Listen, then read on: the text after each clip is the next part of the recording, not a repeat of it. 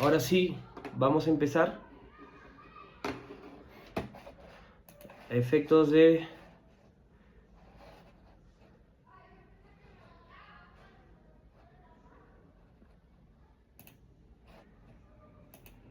no aburrirlos. Y hay que entender un poco sobre lo que es el moving. Bueno, soy coleccionista un poco de autos a escala.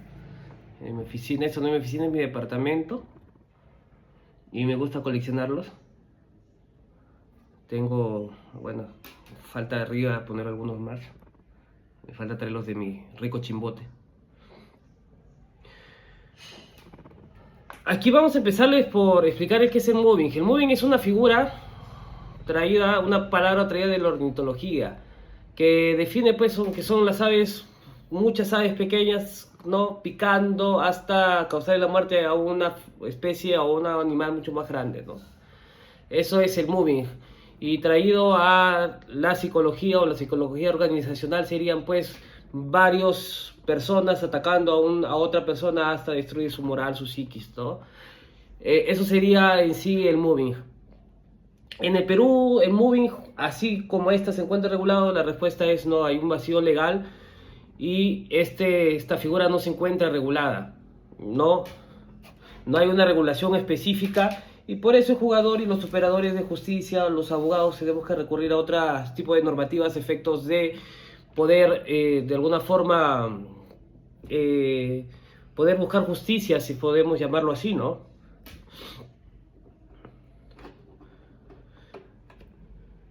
Ahora, en el Perú hay que entender que existe una plataforma virtual de registro de casos de hostigamiento laboral por el Ministerio de Transportes, el Ministerio de Trabajo y Promoción al Empleo, realizada el año de 2023, en los cuales pues se habían reportado el año 2019 63 casos, el año 2020 469 casos y el año 2021 788 casos, casi 800 casos, existiendo un incremento de reporte, estoy hablando solamente de reporte, no lo que sucede en la realidad, porque hay que entender que en su mayoría este tipo de casos no se registran, no se denuncian, y ya les voy a explicar a medida que voy avanzando el por qué no se registran, no se denuncian.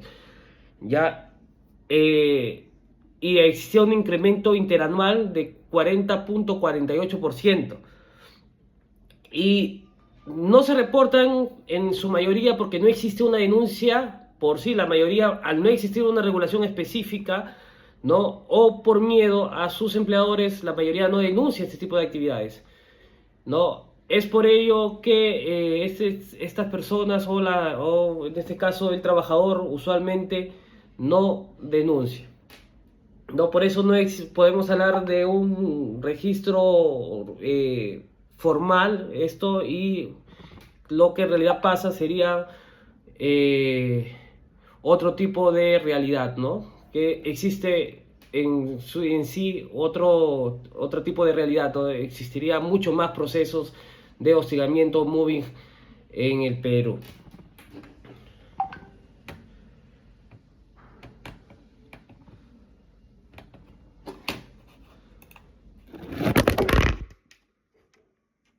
Caen las cosas.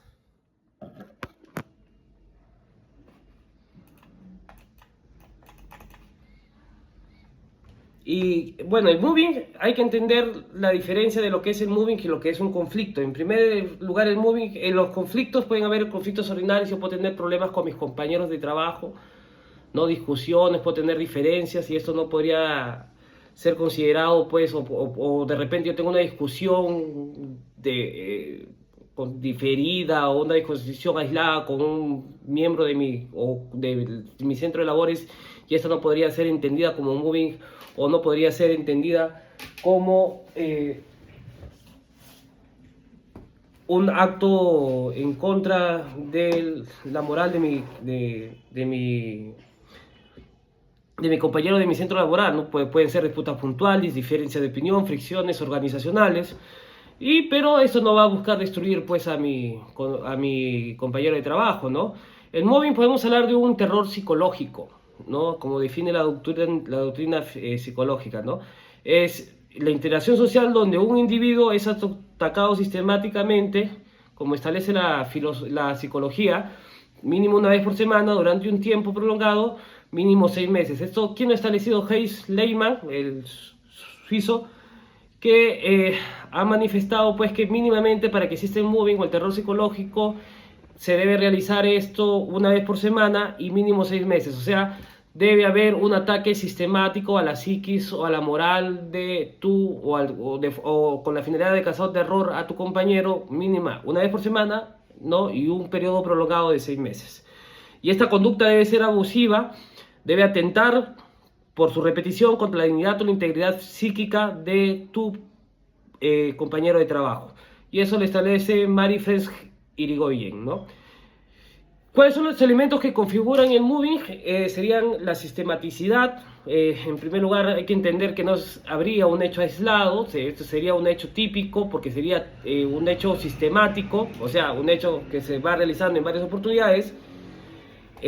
Intencionalidad, o sea, sería con la intención de causarle un daño a la otra persona, ¿no? Por ejemplo, ¿no? Aquí para entender que existen cosas, por ejemplo, que me digan a mí negro, ¿no? A mí en lo personal no me causaría ningún tipo de afectación, porque entiendo desde mi perspectiva que no, si me dice un amigo negro no tendría ningún tipo de problema, pero si me dice otra persona con la intención de denigrarme o degradarme, sí, pues ahí sí, ¿no? Se le armaría la grande, aparte que soy boxeador, no creo que me lo digan.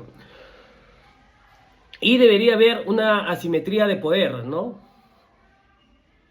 En este caso, debería haber una asimetría de poder estructural, ¿no? En la jerarquía, la persona que me dice eso debería ser una persona jerárquicamente superior, o en este caso una simetría en la cantidad de personas, debería ser mayor. En este caso, por ejemplo, un grupo de colegas, ¿no? 2, 3, 4, 5, 6 que me ataquen sistemáticamente a mi persona, ¿no? En este caso se podría realizar ahí la asimetría de poder, porque se va a generar esta disparidad, ¿no? Se va a disparar el poder que tiene de la otra parte para mí, ¿no? Yo no podría defenderme. Disculpen los ruidos de afuera, aquí en Jaén o en la región Cajamarca ya se están disfrutando de los carnavales y por todos lados ya están con esta feria, con estas costumbres que son típicas de este pueblo, ¿no? Ahora vamos a hablar un poco sobre la anatomía del acoso, y esto vamos a hablar sobre el inventario LIP, en este caso del famoso psicólogo Heinz Lehmann. Ya él estableció el inventario LIP, donde establece pues el LIP 60, donde establece 60 tipos de acoso laboral, ¿no? De mobbing. En este caso vamos a establecerlo en 5 subramas, que es la comunicación, con la finalidad de interrumpir constantemente, ignorar la presencia y negar la palabra a mi compañero de trabajo, el descrédito profesional, no asignar tareas. ¿Qué significa eso? No asignar la tarea, pues existe una famosa jurisprudencia peruana en los cuales pues a una persona lo dejaban 4 horas, ¿no? Fuera de en su centro de trabajo, pero lo tenían sentado porque no le asignaban labores, ¿no? Esa es una jurisprudencia peruana en los cuales pues se determinó que existía un acoso moral, ¿no? Por llamarlo así, un acto de hostilidad en su contra porque no le asignaba ningún tipo de labores, y esto denigraba a su persona. O en este caso asignarle tareas inútiles o imposibles o sabotaje, o tareas que dañaban la salud física o psíquica, amenazas y agresiones o condiciones peligrosas. Hay otra sentencia famosa que vamos a hablar de en medida que vaya avanzando, en los cuales a una persona que le habían hecho una craniotomía, creo es la palabra, le habían otorgado un horario nocturno y en condiciones de humedad, los cuales pues afectaba intensamente su salud, y en este caso también se le había estipulado como una falta por parte de la empleadora como a un acto hostil, ¿no? El contacto social, aislar a un lugar remoto, prohibir hablar con compañeros, o lo que es la famosa ley del hielo, como se establece, ¿no? Daño a su reputación personal, difundir rumores, burlas y ridiculización. Y Lehmann establecía pues que existían 4 fases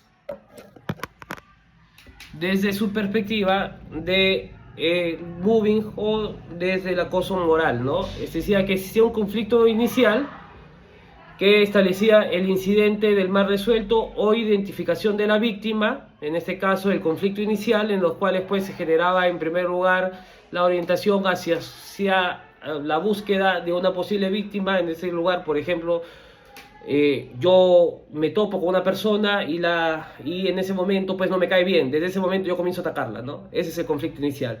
La fase 2, la estigmatización, inicio del acoso sistemático, la víctima es etiquetada negativamente, la hostilidad se comienza a normalizar, ¿no? La fase de intervención fallida, ya aquí toma en su posición la organización, recursos humanos o la dirección interviene, pero a menudo culpan a la víctima o minimizan el problema. Eso es lo que siempre ocurre, ¿no? La víctima usualmente va a denunciar y dice, no, son tonterías todo lo que estás diciendo, vaya a trabajar usted, ¿no? En este caso, ¿no? No, son tonterías, ya, ¿qué vas a hacer, no? Eso es parte de la chacota, ¿no? ¿No? Así has nacido, ¿no? Eres débil, ¿no? ¿No? Y la última fase, que sería la fase de la destrucción, la exclusión, y en este caso ya cuando ya comienzas todo, cuando ya te dañaron, ya a la víctima no le queda otra cosa que la renuncia, o en este caso ya el despido, la estigmatización, la jubilación anticipada o el grave daño a la salud. ¿Cuál es el costo que se produce a través del mobbing? Porque aquí vamos a hablar también sobre el costo, ¿no? Es el costo en el impacto de la víctima. Hay un costo en la salud mental, se genera ansiedad, depresión, y inclusive aquí podemos hablar, porque hay que buscar las razones también de muchas cosas. Por ejemplo, en el caso de este señor hay que buscar también las razones por lo que ha ocurrido esto, aparte de lo grave que queda su salud mental, ¿no? Yo como abogado de la familia buscaría en este momento cuáles son las razones y buscaría dentro de la ley de seguridad y salud en el trabajo cómo el señor ha obtenido esa arma, no sé, buscaría otro tipo de estrategia ya para la reparación de la víctima, pese a lo que diga Hidrandina, ¿no? Aquí ha habido varias circunstancias fallidas por parte de la institución, ¿no? La salud física se somatiza, que la somatización es cuando ya tus ideas pues comienzan a afectar a tu cuerpo, ¿no? Se producen cefalias, problemas cardiovasculares, ¿no? Y social, el deterioro familiar y el aislamiento. Ya cuando comienzas a llegar a tu casa pues ya no puedes más con los problemas en el trabajo y llegas a tu casa ya todo cansado, destruido, demolido, ya comienzas a transferirle todos tus problemas y tu carga a tu familia, ¿no? El impacto de la organización, también la organización sufre cuando ocurren estos problemas, ¿sabes? No vayan a pensar que la organización va a ir y va a salvarse y va a pasar desapercibida y como no pasó nada, ¿no? Porque somos grandes y somos pues lo más importante, por llamarlo así, de parte de la organización. Existe un deterioro en el clima laboral y baja productividad, la pérdida de talento, rotación, los costos legales y el daño a la reputación laboral. Ya el clima laboral ahora hay que entender con estas nuevas generaciones y los estudios que se han realizado sobre el análisis del clima laboral. Las nuevas generaciones buscan empresas donde el clima laboral sea bastante sustentable, donde el clima laboral sea muy importante, donde haya espacios para crecer no solamente económicamente, sino socialmente y moralmente y psicológicamente. Hay que entender que estos cuadros nuevos buscan espacios donde el clima organizacional ya es bastante cómodo y agradable para desarrollarse. Ya no solamente buscan un puesto de trabajo donde pague bien, sino donde se sientan bien. Los jóvenes ahora están buscando esto. Y también se produce el estrés crónico, ¿no? Derivado del moving, destruye redes de comunicación y la capacidad de innovación de la empresa. ¿Por qué? Porque también hay que generarse, existe una figura donde es la quema del talento humano, por llamarlo así, ¿no?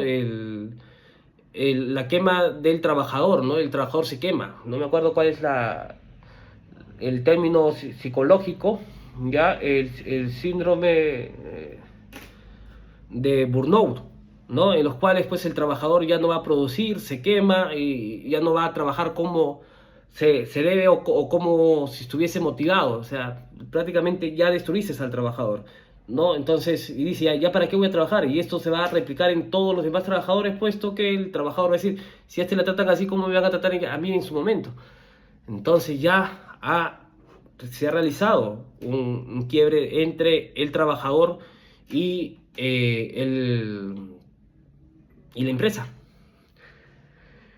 Hay que entender que nosotros estamos afiliados también al convenio 190 de la OIT y que fue ratificado por el Perú el 8 de junio del 2022 y esto está vigente desde el junio del año 2023 y define esto, el mobbing, como la violencia y acoso, que son comportamientos que causen daño físico, psicológico, sexual o económico, que incluye explícitamente a la violencia por razón de género.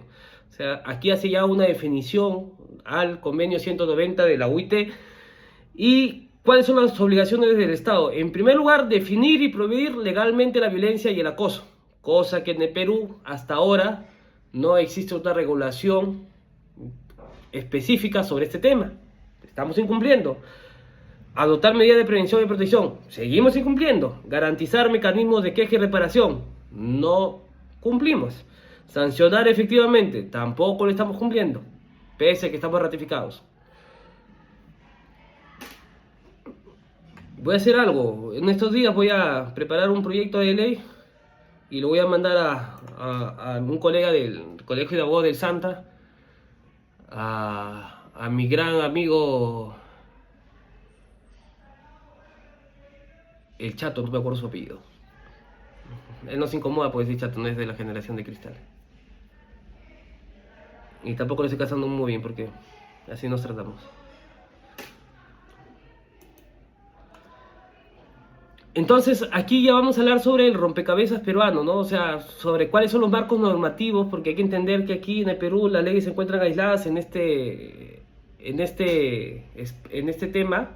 No hay una legislación específica, no hay una legislación clara. No, diversas legislaciones se establecen, pero de forma directa no.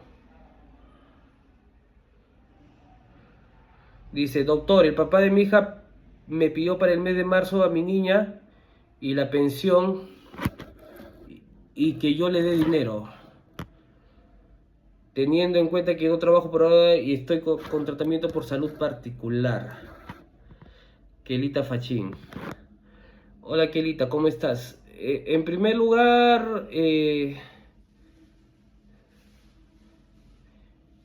Kelita, la responsabilidad es de ambos padres de pasar alimentos y proveer la salud, los alimentos tanto en la medida que sean suficientes para el menor, no tanto para padres y para madres, no importa también las condiciones en que tenga uno, ¿no? Porque también el padre podría decir, yo tampoco no tengo las condiciones para pasarle los alimentos a mi hijo, ¿no? Pero siempre existe la posibilidad de llegar a un acuerdo, ¿no? Si es que solamente le está cobrando un mes, pues podría decirle, ¿sabes qué? Este mes te toca a ti también pasarle, ¿no? Y estoy en esas condiciones, ¿no? No necesariamente debe existir un tema de imposición, sino un tema de consenso. Yo siempre digo que cuando son padres debe existir más que la imposición, los consensos entre ustedes, no entre padres, porque es la mejor forma de solucionar los problemas entre los padres, ¿no? Para que no afecten estos problemas a los hijos. Ya, pero retomando a nuestro tema. Nuestra legislación cuenta con una constitución, un marco muy general, la constitución de 1993, en donde establece pues que el ser humano es el fin fundamental de la sociedad, no que el respeto a su dignidad, no a su dignidad es el ser humano es el ser supremo, se busca, el fin fundamental de la sociedad es buscar la dignificación del ser humano y en este caso pues lo que se busca y se pretende es ello. No te puedes discriminar por razón de raza, religión, sexo y otras más, ¿no? Entonces hay que entender que estos componentes de actos de hostilidad son componentes en su mayoría de discriminación por raza, religión, sexo, idioma y otras más, ¿no? O sea, la mayoría son actos de discriminación propiamente dichos. Existe la Ley de Seguridad y Salud del Trabajo, la Ley 27942, que es actos de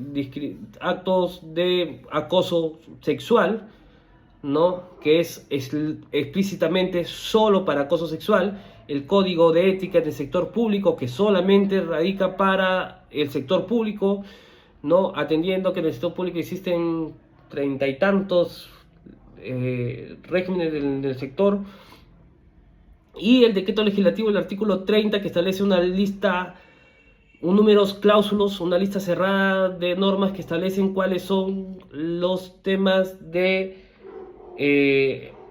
por llamarlos así, de actos hostiles en contra del trabajador, ¿no? No existe una legislación netamente o propiamente dicha para un acoso moral o un acoso psicológico o un terror psicológico en contra del trabajador. Pero, siempre hay un pero, y a veces los abogados, no solamente los clientes, sino también la legislación, y siempre he dicho, el de Perú está lleno de leyes, pero aquí sí existe un vacío normativo. Y nuestros legisladores, no solamente nuestros clientes, sino los legisladores pretenden que hagamos, los abogados, magia, y pretenden que nosotros encontremos la solución de los problemas donde ellos han generado los vacíos. Porque nuestro trabajo de nosotros, los abogados, es en los espacios donde la legislación no ha regulado, buscar la ley que pueda calzar como un sastre. Y es en el artículo 30 donde se establecen en el decreto legislativo 728, en la ley de productividad y competitividad laboral, decreto legislativo 728, donde calza o donde nos busca calzar los actos contra la moral y todos aquellos que afecten la dignidad, porque son actos equiparables al despido. Pero esto produce una indefensión, no define qué es mobbing ni cuáles son sus elementos. Tampoco establece un procedimiento, porque el procedimiento es bastante riesgoso, porque le dice al empleador, ¿sabes qué? Te doy 6 días a ti para que tú enmiendes tu conducta, si no me voy al Poder Judicial, en primer lugar, para que tú enmiendes tu conducta, o yo voy a tomarme como despedido para que tú me pagues una indemnización por despido arbitrario, porque son actos equiparables al despido. Pero aquí sí parte el problema, porque es bastante riesgoso. ¿Por qué? Porque aquí no existe, como en otras fases, el artículo 29 de la ley 24, de la nueva ley procesal de trabajo, que existe la inversión de la carga de la prueba. Y aquí sí es bastante riesgoso aplicar esto para el trabajador. Por eso el trabajador, y decía al principio que el trabajador no denuncia, porque existe el problema de que el trabajador ofrezca la prueba, y el trabajador va a ser el que tiene que probar el acoso, no el empleador,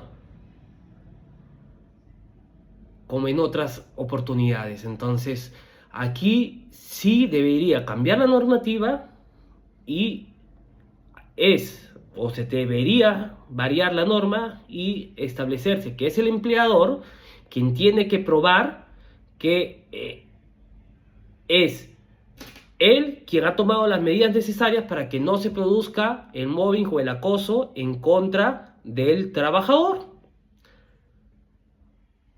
Contrario sensu, va a ser muy complicado que el trabajador denuncie estos actos de hostilidad en contra del empleador, o en contra de sus pares en el trabajo, o en contra de su superior jerárquico.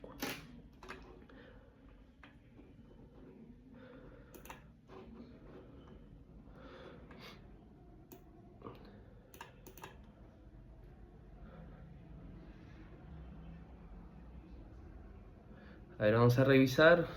Recuerden, no soy muy bueno con la tecnología, pero hacemos lo que se puede.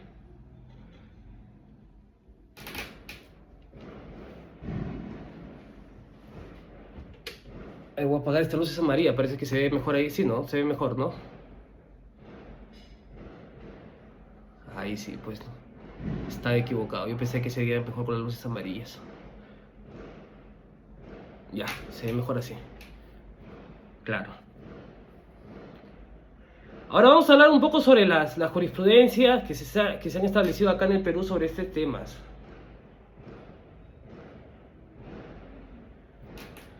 Y vamos a hablar sobre la casación laboral 9149-2015, que establece sobre la discriminación racial y lo establece y define aquella como la discriminación laboral como rechazo por origen, raza o sexo, actos graves que pueden calificar como delitos contra la humanidad. Aquí hay que entender que esta casación se encuentra regulada por o se basa en un acto discriminatorio por razón de su raza, en los cuales se hace un rechazo por su origen, ¿no? Y esto lo califican dentro del tubo por el artículo 30 del decreto legislativo 728, pero no existe una normativa específica, pues, ¿no? O sea, son actos, podríamos llamarlos, son jurisprudencias aisladas, por llamarlo así, ¿no? Son como encontrar la pepita de oro, ¿no? No es que directamente vamos a encontrar ya la normativa específica en este tipo de casos para nosotros denunciarlos. Es muy complicado. No es imposible de hacerlo, tampoco es imposible de hacerlo, ¿eh? Pero sí es muy complicado. Yo considero pues que una persona que no conoce derecho laboral o que conoce muy poco de estos temas, va a ser muy complicado que lo pueda demostrar. Por ejemplo, lo que ocurre mucho, esto es en los bancos. Los trabajadores de bancos. Y aquí si hay algún trabajador que trabaja en bancos con el tema de la colocación de créditos, me puede manifestar o me puede desacreditar en público en estos momentos. ¿Qué hacen cuando ya les ponen la visión a ustedes, el superior jerárquico, ¿no? O cuando ya les quieren quemar, como ustedes dicen, ¿no? ¿Qué hacen? Ya no les otorgan la cartera de créditos o les dan otra cartera. Ya no les permiten colocar créditos, ¿no? Les mandan memorándum por las puras, le abren procedimientos por todo. Les investigan cada crédito, todo lo investigan. Le envían memorándum por todo. Visitan a cada uno de sus clientes. ¿Y qué provoca en ello? En primer lugar, les niegan todos los créditos, ya dejan de colocarlos, ya no bonifican, van a todos sus clientes, les amenazan a sus clientes, ya les envían memorándums a cada rato, ya inclusive les pide que ustedes les investigan sus cuentas directamente. Imagínense lo que están haciendo los bancos. Y no voy a hablar ahorita, pese a que tengo pruebas de un banco en específico, que ya dos clientes ya hemos hecho y le hemos mandado cartas notariales a ese banco, ya es uno verdecito, en los cuales se han metido sus cuentas bancarias personales y les han dicho: ¿sabes qué? Tú has recibido esta plata, dime por qué has recibido esta plata, violando su secreto bancario. Imagínense.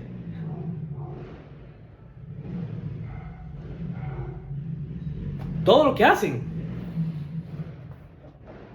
Ojo Indecopi, ojo SBS, miren lo que están haciendo los bancos con su poder. Bueno, ya denunciaremos en su oportunidad, ya. Eso es el tema, eso es cuando los quieren quemar.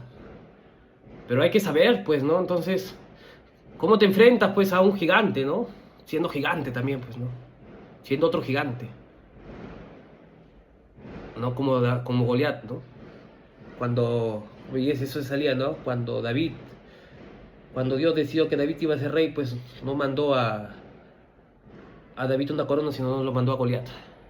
Hay que ser así, ¿no? Como David, ¿no? Grande, imponente, ¿no? Hay que enfrentarse a los grandes.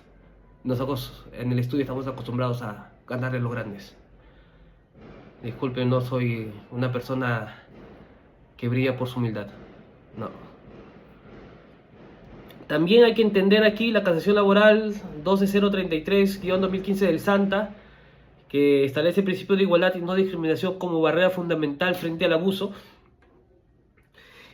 Y hay que entender que ante el vacío legal los jueces utilizan principios constitucionales para proteger al trabajador. Y eso es lo que decía, ¿no?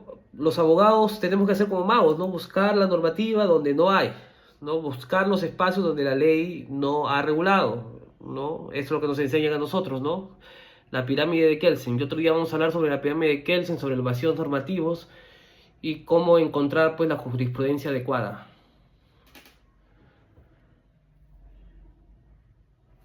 Ok, capish. La canción laboral de Lima Norte. Y aquí 25294-2018, en los cuales un trabajador sin tareas efectivas por 4 meses. ¿Qué es lo que pasa? Que a un trabajador lo sentaron en su silla, lo mandaron a sentarse por un periodo de 4 meses. ¿Qué hizo el trabajador? Demandó por actos de hostilidad y dijo: esto afecta a mi dignidad como persona, y es la verdad, y esto afecta a mi desarrollo personal, y esto afecta a mi libertad de trabajo. O sea, no me están dando ni siquiera ningún tipo de acción, pues de que el trabajo, el desarrollo, el trabajo, ¿qué es? La prestación del servicio subordinado.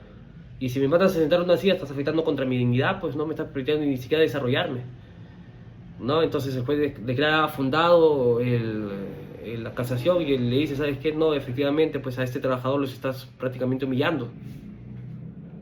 Prácticamente no, le estás humillando y estás generando pues un acoso.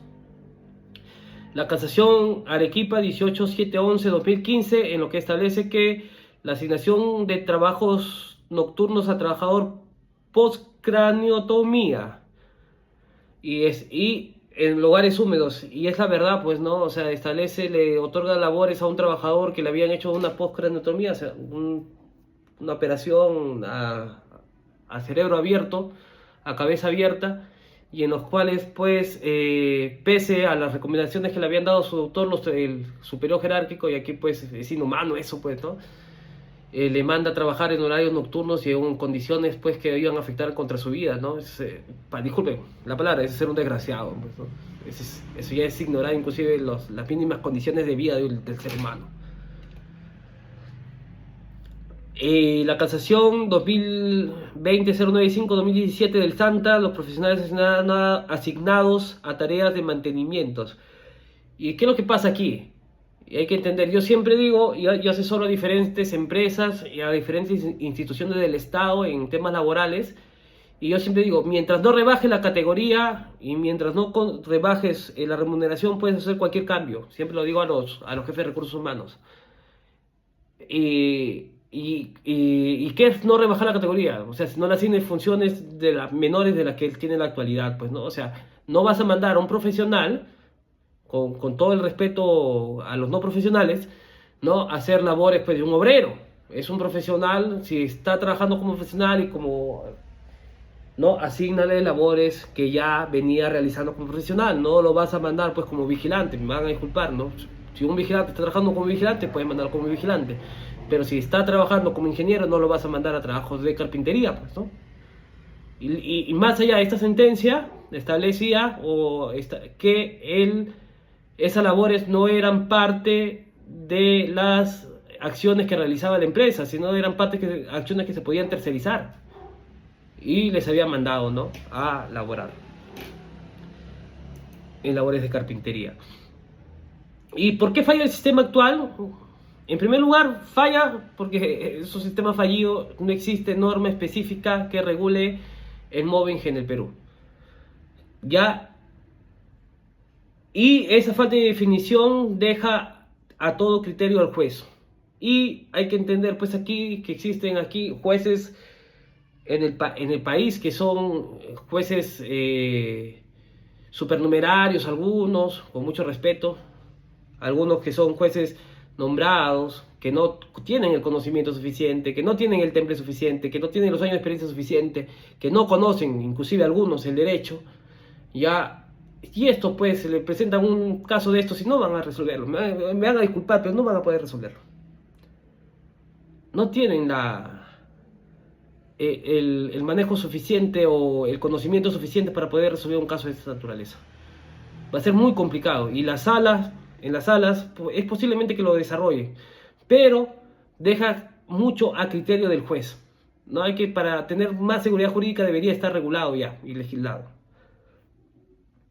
Existe una definición probatoria, puesto que deja todo a criterio Existe una indefensión probatoria porque establece que es muy difícil de probar esto al afectado, a la víctima.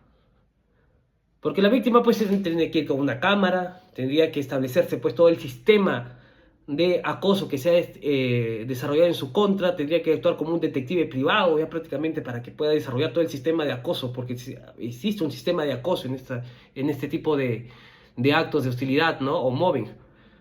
Ya, y es muy complicado realizarlo. O cómo tú pruebas, pese a las cámaras que existen ahora, pese a los celulares, pese a los lapiceros que se pueden, pues no vas a actuar como un detective, pues, ¿no? No vas a pedir que la víctima actúe así. Entonces se tiene que invertir la carga de la prueba hacia el empleador, ¿no? Y buscar que estos hechos, con la sola, pues, una pericia psicológica realizada, ¿no? Por un especialista o del Ministerio de Trabajo, sea suficiente para, por lo menos, establecer labores preventivas en contra del a favor de la parte agraviada, ¿no? No en contra, sino a favor de la parte agraviada, previamente, antes de establecer una sanción drástica en contra del empleador. Y establecer estas medidas cautelares, ¿no? Mecanismos rápidos para asegurar y separar del cargo al agresor durante la investigación, o en este caso trasladar al agresor a otra localidad, porque tampoco se le puede afectar a una persona en sus derechos sin una sentencia definitiva, ¿no? O un procedimiento o un debido procedimiento, ¿no? También hay que asegurar sus derechos a la otra parte, ¿no? Pero hay que separarlo para que no siga afectando a la parte agraviada. No existe una prevención, aquí no, si se establecen, pues no existe una ley que establezca unas medidas para asegurar la prevención, o en este caso, pues inclusive la ley de acoso sexual en el Perú son papel en tinta mojada, pues no, solamente existe en papel la ley de prevención de salud sexual, ¿no? Los abogados que se dedican a estos temas solamente se dedican a copiar y pegar formatos, ¿no? Y existe total impunidad, ¿no? Multas administrativas que no reparan el daño moral deberían ser más fuertes. SUNAFIL debería aplicar estas multas en su medida mucho más fuerte, deberían implementarse más los inspectores en este tipo de temas y aplicar también este tipo de temas, este tipo de multas al Estado, ¿no? E ir contra multas solidarias, ¿no? Que los pague también el empleador y el Estado a la vez, y también el agresor, así como su destitución fuera de todo el aparato estatal mientras dure también la sanción, ¿no?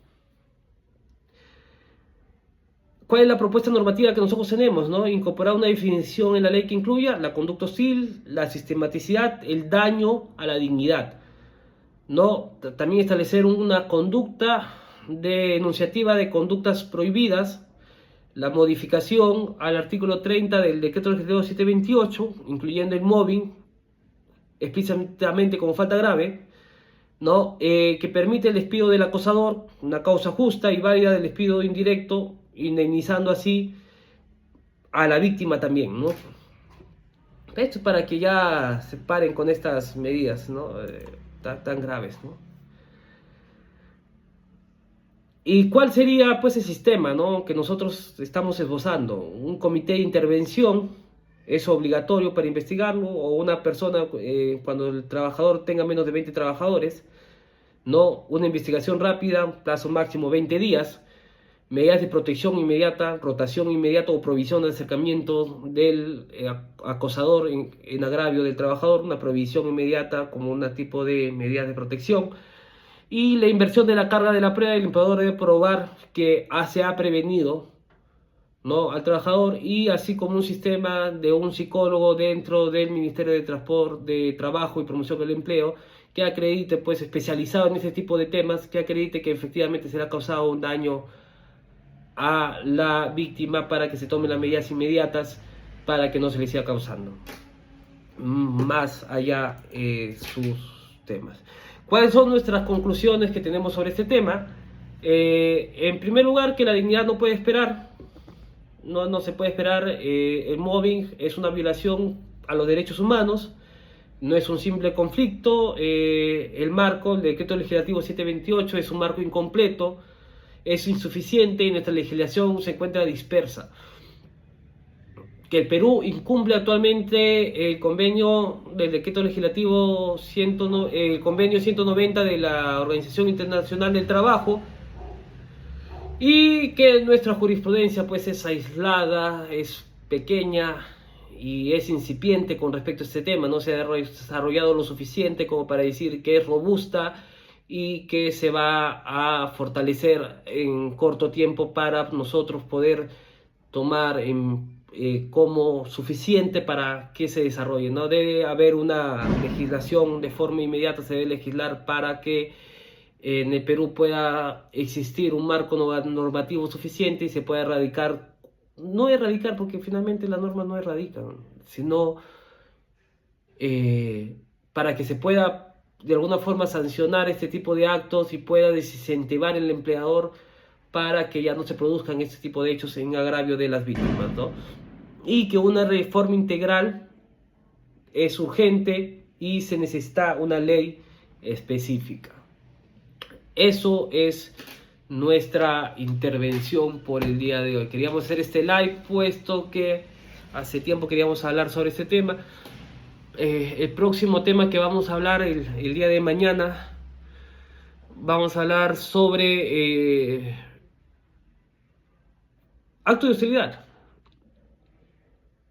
Ya para complementar este tema, ¿no? ¿Cuáles son los actos hostiles según el decreto legislativo 728 y su procedimiento? De repente alguno está pasando por esos temas. Espero que haya sido amena la charla. No sé si tienen alguna pregunta. Voy a revisar si tienen alguna pregunta. Gracias por su paciencia.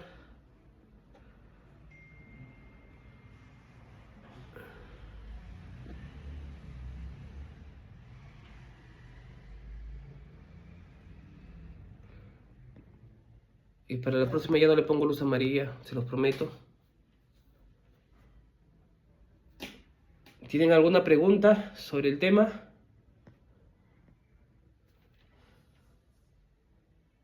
Y la próxima vez es un consejo, ¿no? Hay que elegir bien.